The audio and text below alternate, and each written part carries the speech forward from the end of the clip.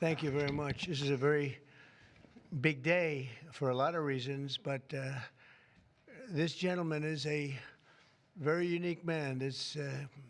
I think I could say in the world of chips, certainly, but in the world pretty much of business, nobody's done what he's done. For those of you that are into that world, you would say, wow, he's a legend, but he is a legend, and it's an honor to be with you. Very great honor. Thank you very much. Mr. President. Thank you very much. Welcoming from TSMC, which is the biggest there is at a level that you can't even calculate, frankly.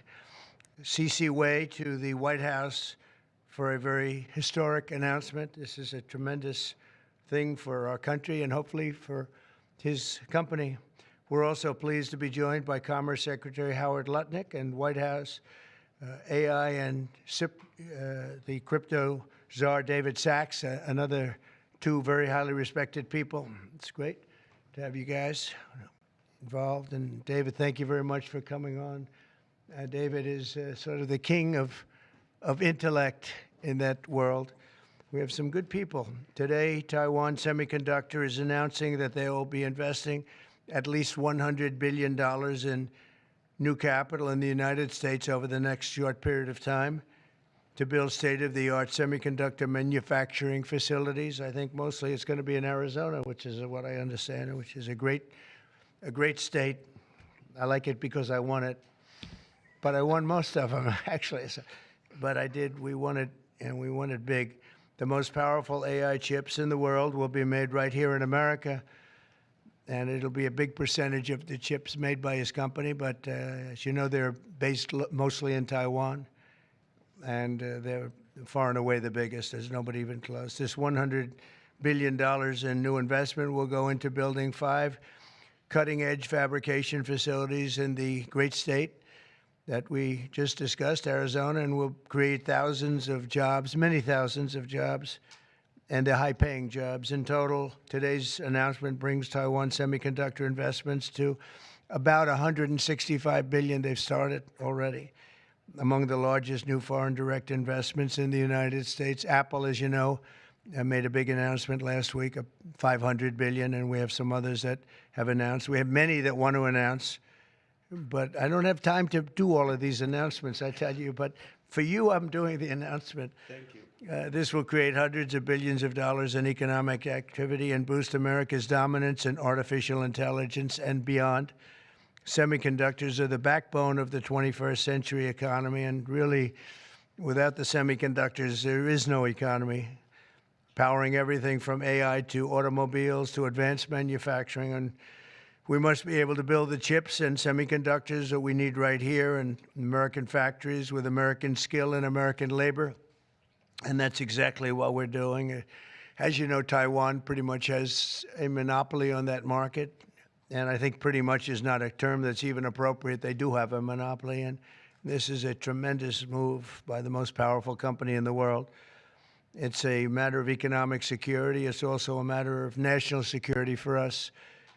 And at the same time, Mr. Wei will be able to diversify and have his a tremendous presence in another place, and a very safe place. And I want to thank Taiwan Semiconductor for doing the announcement. And I'd like to ask Mr. Wei to say a few words, if you might. And I'd also like to ask Howard and David, you can say a couple of words, but maybe you should go first, because right now he's the most important man in the room. I'm sorry, fellas.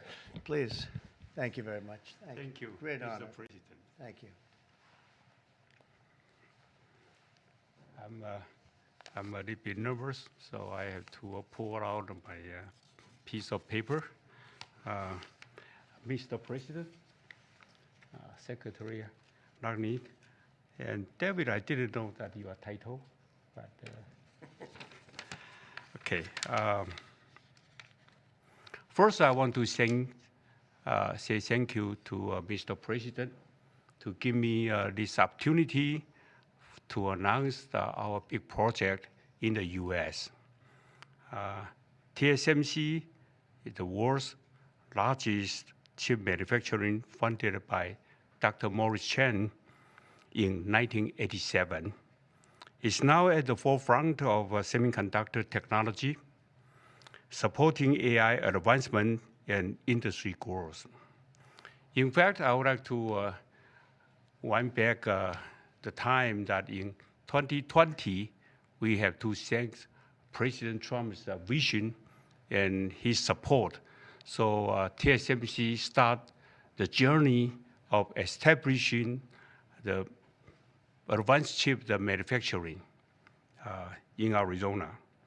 And now, let me proudly say, now the vision become reality. In Phoenix, Arizona, with 3,000 employees, we are producing the most advanced chip made on US soil. With the success of our first fab, so we are now very happy to announce we are going to invest additional 100 billion US dollar in addition to our current 65 billion US dollars investment in Arizona. We are going to build 3 more new fabs after we promised 3 fabs already, and another 2 very advanced packaging fab, and most important, R&D center also in Arizona.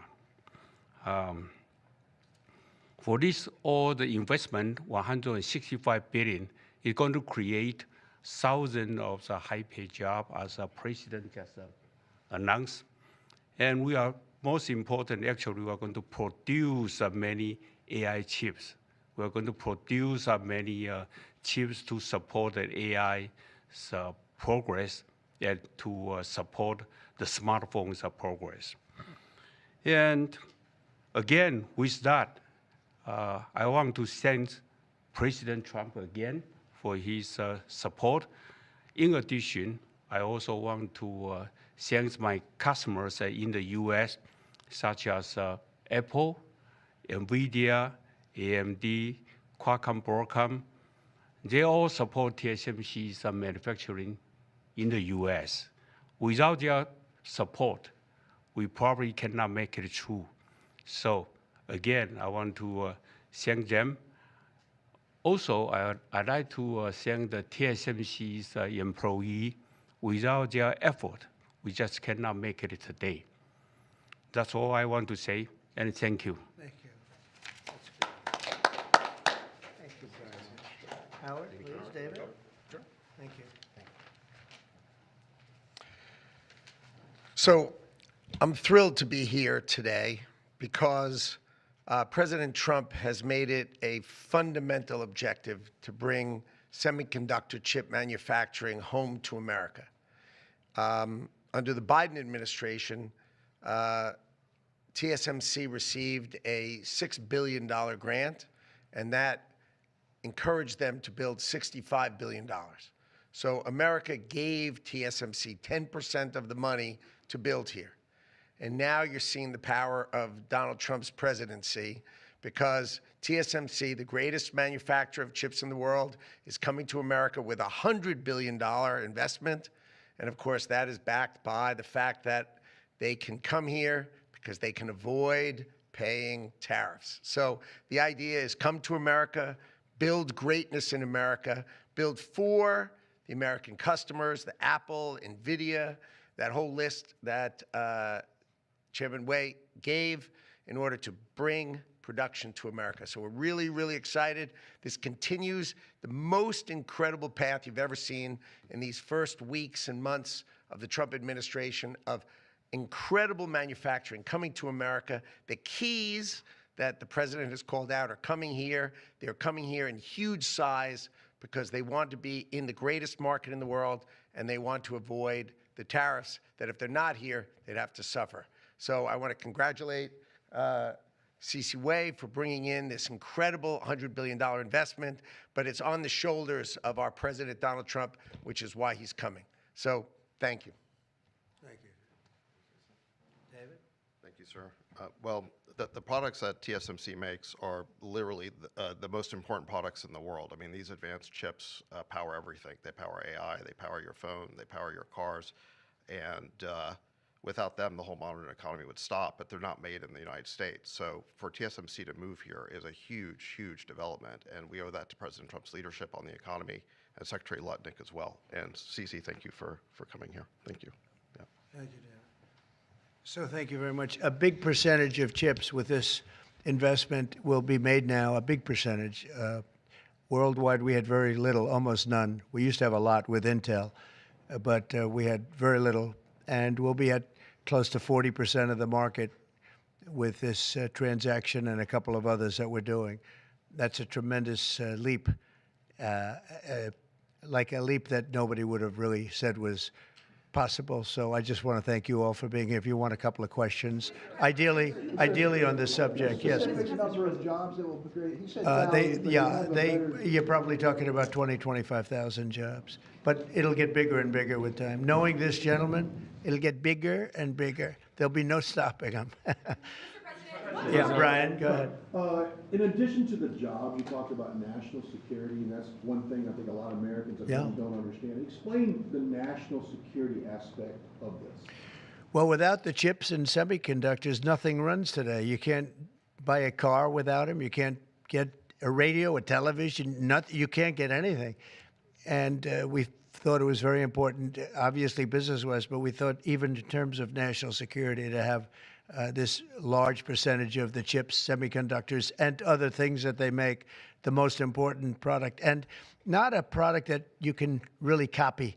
It takes years and years. You know, on the needle of a pin is total genius. I mean, they can put things, I mean, something the size of the needle, the point of a pin, they put information that is just not even believable. So if you would see this, it's just really something. Yes, Brian? One more aspect to that. Honda announced they're coming to Indiana because of the tariffs. Once again, That's right. bringing additional jobs and manufacturing. You want to comment on that as well? Well, Honda's coming, and I told you about Apple, that they're going to be starting to build massively here, $500 billion.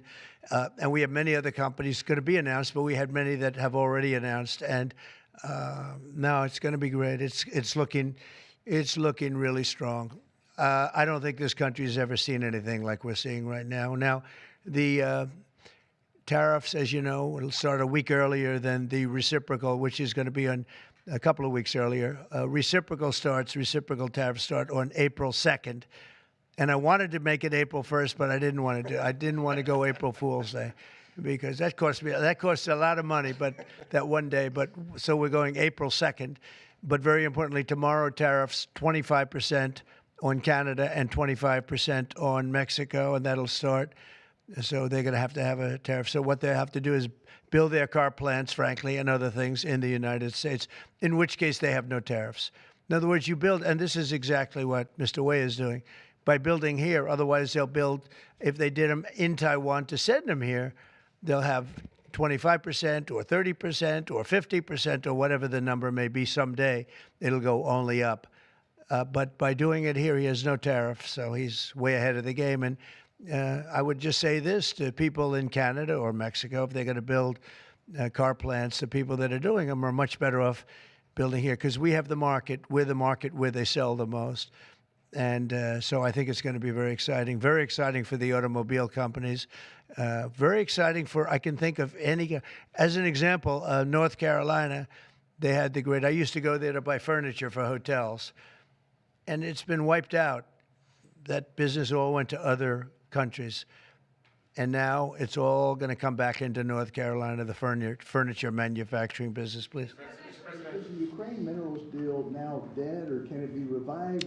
Well, I'll let you know. We're making a speech. You probably heard about it tomorrow night, so I'll let you know tomorrow night. But no, I don't think so. I think it's a great deal for us because, you know, Biden very, very foolishly, stupidly, frankly, gave $300 billion and $350 billion more accurately to a country to fight and to try and do things. And you know what happened? We get nothing. We get nothing. Just gave it. We could have rebuilt our entire U.S. Navy with $350 billion. Think of it, $350 billion. We could have rebuilt our U.S. Navy. So he gave it away as fast as the money could be gone. And what we're doing is getting that all back, and a lot more than that. And we need It's very important for this business that we're talking about here with chips and semiconductors and everything else. We need rare earths. And the deal we have is we have the finest rare earths that you can. Sir, on Ukraine. Mr. President, what do you need to see from President Zelensky to restart these negotiations? Well, I just think he should be more appreciative because this country has stuck with them through thick and thin. We've given them much more than Europe, and Europe should have given more than us because, as you know, that's right there. That's the border.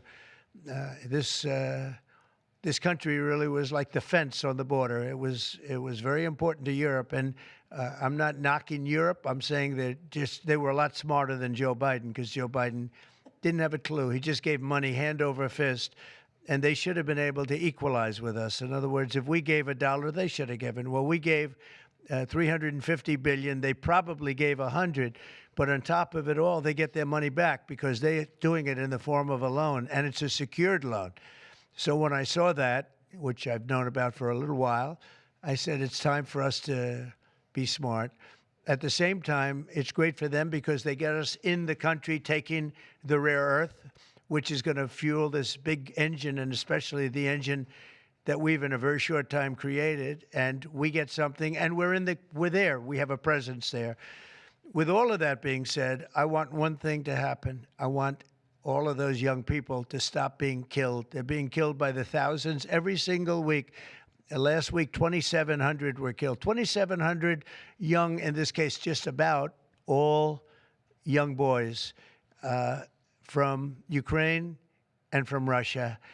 And that's not young people from the United States, but it's on a human basis. I want to see it stop. The money is one thing, but the death. And they're losing thousands of soldiers a week. And that's not including the people that get killed every time a town goes down or a missile goes into a town. And I want to see it stop. Yes.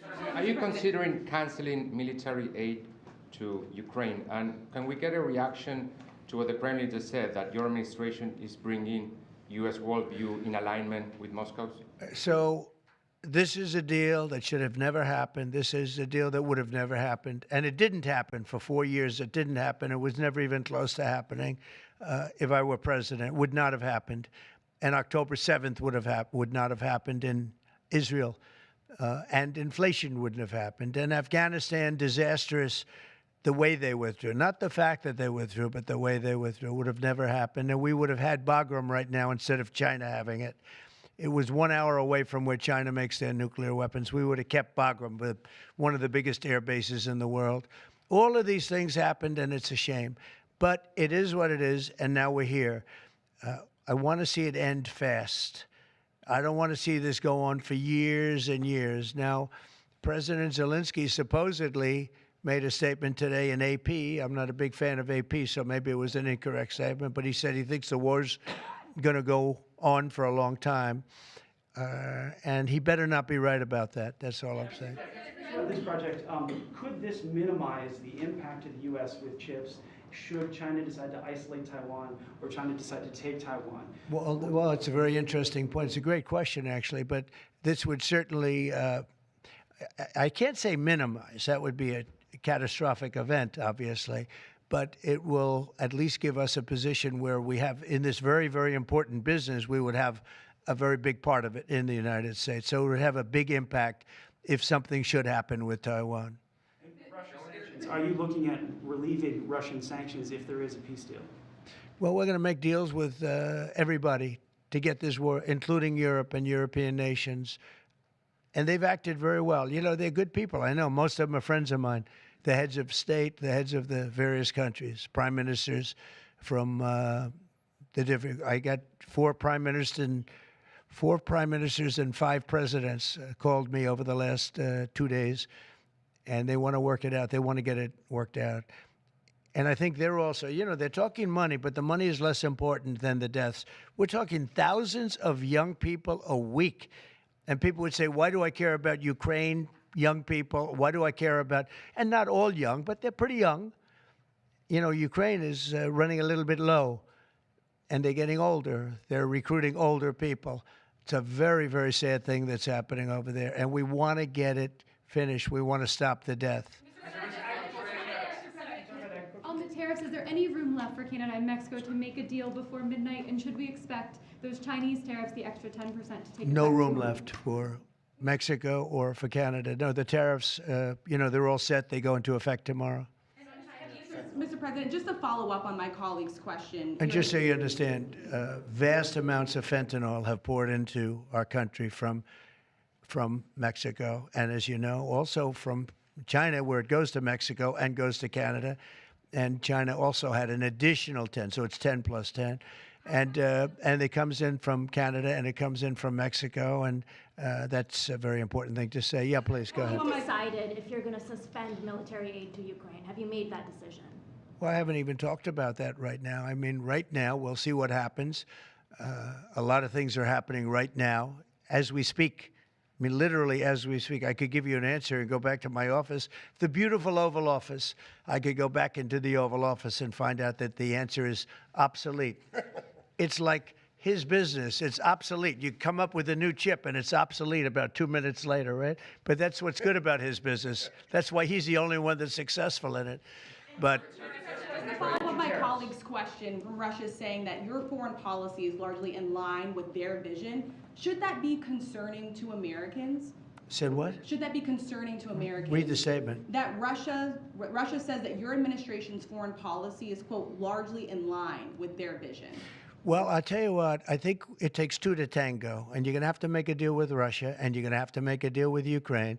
You're going to have the assent, and you're going to have the consent from the European nations, because I think that's important, and from us. I think everybody has to get into a room, so to speak, and we have to make a deal. And the deal can be made very fast. It should not be that hard a deal to make. It can be made very fast. Now, maybe somebody doesn't want to make a deal. And if somebody doesn't want to make a deal, I think that person won't be around very long. That person will not be listened to very long, because I believe that Russia wants to make a deal. I believe certainly the people of Ukraine want to make a deal. They've suffered more than anybody else. We talk about suffering. They've suffered. But if you think about it, under President Bush, they got Georgia, right? Russia got Georgia. Under President Obama, they got a nice big submarine base, a nice big chunk of land where they have their submarines. You know that, right? Crimea. Under President Trump, they got nothing. And under President Biden, they tried to get the whole thing. They tried to get the whole big Ukraine, the whole thing. If I didn't get in here, they would have gotten the whole thing. So I can only say, you can go back to Bush, you can go back to Obama, and go back to Biden. They took a lot. The only one they didn't get, you know what I gave them?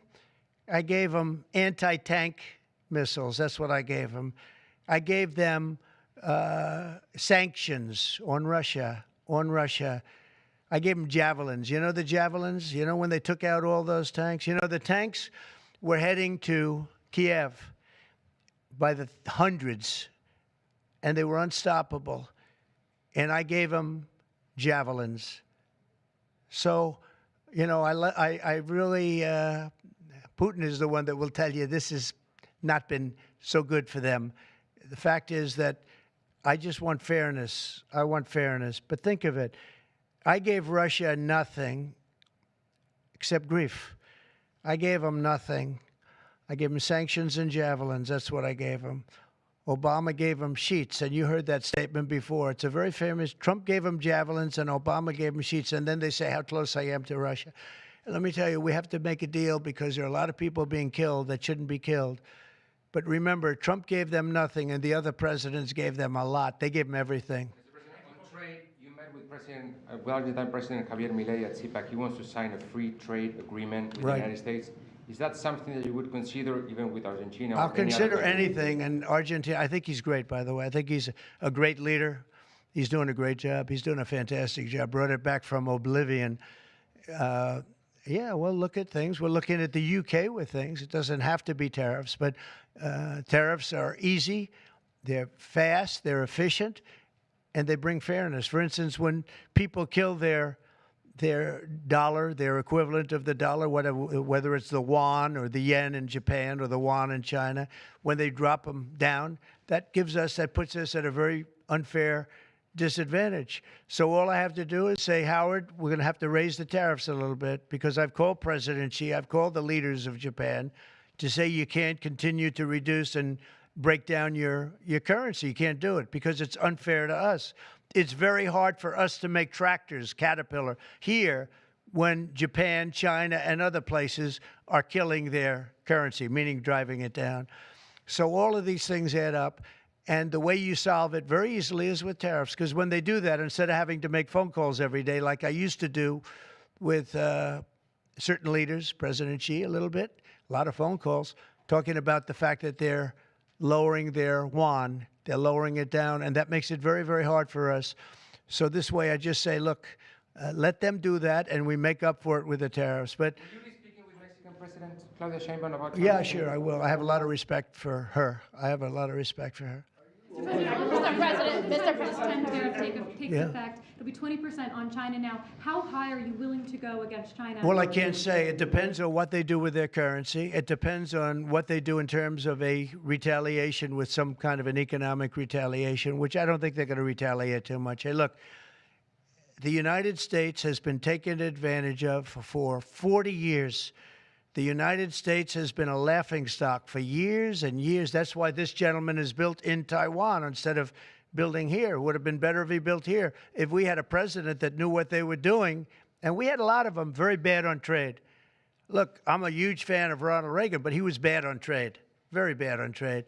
He allowed a lot of people, a lot of businesses to be taken. So I say that with due respect, because he was so great on other things, but he was bad on trade.